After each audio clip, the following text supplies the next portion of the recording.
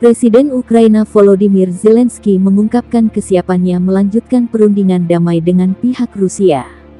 Dalam unggahan video terbarunya di kanal resmi Zelensky Sabtu tanggal 19 Maret seperti dikutip Tribun Timur, ia siap berunding membahas perdamaian dengan pihak Rusia. Perundingan perdamaian dan keamanan yang berarti bagi Ukraina adalah satu-satunya kesempatan bagi Rusia untuk mengurangi kerugian dari kesalahannya sendiri, kata Zelensky. Saatnya bertemu. Waktu untuk berbicara. Sudah waktunya untuk memulihkan integritas teritorial dan keadilan bagi Ukraina. Jika tidak, kerugian Rusia akan sedemikian rupa sehingga Anda tidak akan memiliki beberapa generasi untuk bangkit, lanjut Zelensky lagi. Melansir tribunnews.com, Rusia mengajukan 15 poin kesepakatan termasuk demilitarisasi Ukraina, mengakui kemerdekaan Luhansk dan Donetsk, mengakui kemerdekaan Crimea dan bersikap netral terhadap NATO. Jika Ukraina mengikuti kesepakatan ini, Kremlin menarik pasukan dari Ukraina dan memberi perlindungan keamanan penuh terhadap Ukraina dari ancaman negara lain. Для повного перезавантаження митниць. Вантажі для нашої оборони, для наших людей будуть завозитись в Україну настільки легко, наскільки це дозволяють закони фізики. Перебираємо абсолютно всю бюрократію, всі папірці, а також ПДВ, мито, всі митні платежі. Мета абсолютно зрозуміла, щоб людський фактор не заважав швидкості постачання товарів. Вони дуже необхідні саме зараз. Голова Верховної Ради України Руслан Стефанчук та профільні комітети працюють над тим, щоб новації були підтримані і нашими депутатами. Я наголошую, це рішення, яке необхідне для оборони держави, для підтримання нормального життя у період воєнного стану. Я дуже хочу порадити окремим депутатам не спекулювати із цим питанням. Це для нашої держави, а не для влади чи для опозиції. Ми всі повинні працювати у єдності на нашу Україну, наших людей. Піаритись будемо після перемоги. Ще один важливий напрямок урядової роботи – це допомога українцям, які були вимушені залишити свої домівки через бойові дії. Я доручив Кабінету міністрів України розробити комплексну програму підтримки таких людей, наших громадян, усіх, хто позбавлений, на жаль, дому через війну. Вже маємо контури цієї програми. Перший компонент – фінансовий, державна підтримка для усіх переміщених осіб, дорослих та дітей. Державна підтримка робочих місць для таких людей там, де вони тимчасово перебувають. Щоб кожна наша людина, щоб кожна наша родина мали основи для життя. Другий компонент – житловий. Уряд готує конкретні пропозиції по наданню житла для вимушених переселенців саме зараз, а також організовує відбудову зруйнованого житла по завершенню війни. Третій компонент, не менш важливий, це підтримка родин, які розмістили у себе людей з території бойових дій або тимчасової окупації.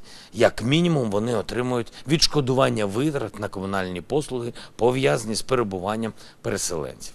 Прем'єр-міністр України Денис Шмигаль найближчим часом роз'яснить усі деталі конкретно такої комплексної програми підтримки наших громадян. Створений координаційний штаб, який регулює усі питання, пов'язані з доставкою гуманітарної допомоги в Україну. Під головуванням керівника Офісу президента Андрія Єрмака пройшла нарада з українськими послами для активізації постачання гуманітарних вантажів в Україну. Передусім для допомоги внутрішнім переселенцям. Доручив також урядовцям спільно з Міжнародним Червоним Хрестом забезпечити допомогу тим нашим громадянам, які опинилися за кордоном після 24 лютого і потребують уваги нашої держави та міжнародних організацій. Сьогодні в Україні працювали 7 гуманітарних коридорів, 6 у Сумській області, 1 на Донеччині.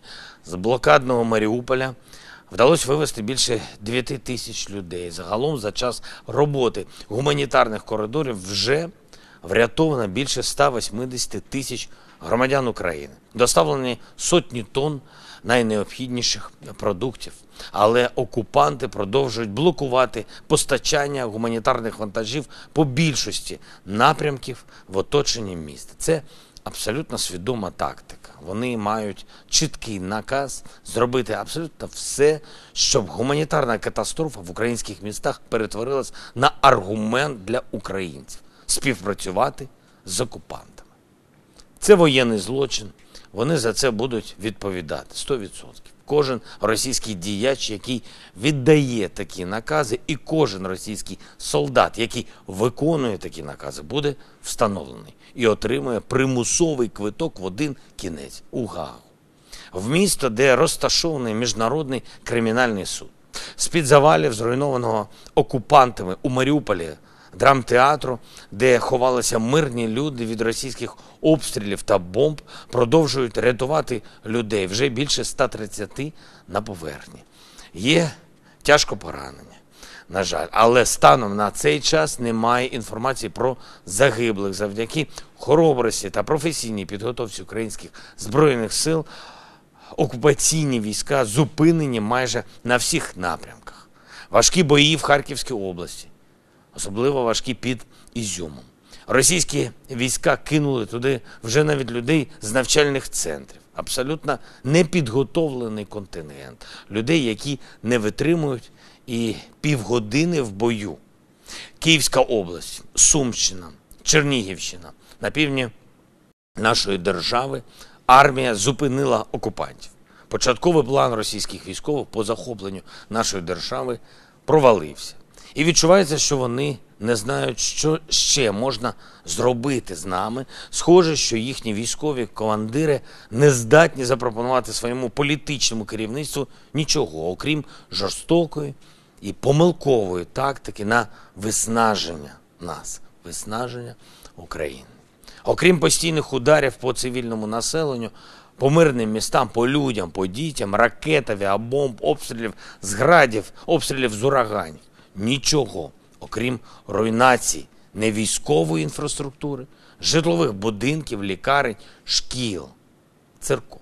Але ця тактика їхніх військових лише погіршує ситуацію для російської держави, призводить до нових руйнівних санкцій, спонукає нових учасників приєднуватись до нашої антивоєнної коаліції, дозволяє об'єднувати для тиску на Росію навіть такі держави, які намагалися залишатись нейтральними завжди. Тому переговори про мир, про безпеку для нас, про безпеку для України, вони змістовні, чесні, без затягування. Це єдиний шанс для Росії зменшити шкоду від власних помилок.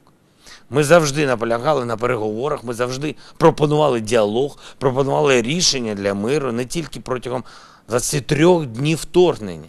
І я хочу, щоб мене зараз почули всі, почули особливо в Москві. Настав час зустрічатись, час говорити, настав час відновлювати територіальну цілісність і справедливість для України. Інакше втрати Росії будуть такими, що вам не вистачить і кількох поколінь, щоб піднятися.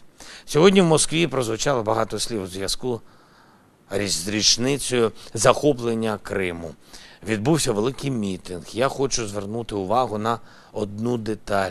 Повідомляється, що загалом до мітингової активності в столиці Росії були залучені близько 200 тисяч людей, 100 тисяч на вулицях, 95 тисяч десь так приблизно на стадіоні.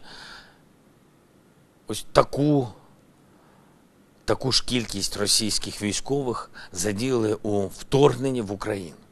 Просто уявіть собі, що на тому стадіоні в Москві 14 тисяч трупів. І ще десятки тисяч поранених і скалічених людей. Вже стільки російських втрат від цього вторгнення. Ось така ціна війни. Трохи більше, ніж за 3 тижні. Війну треба закінчувати. Пропозиції України на столі.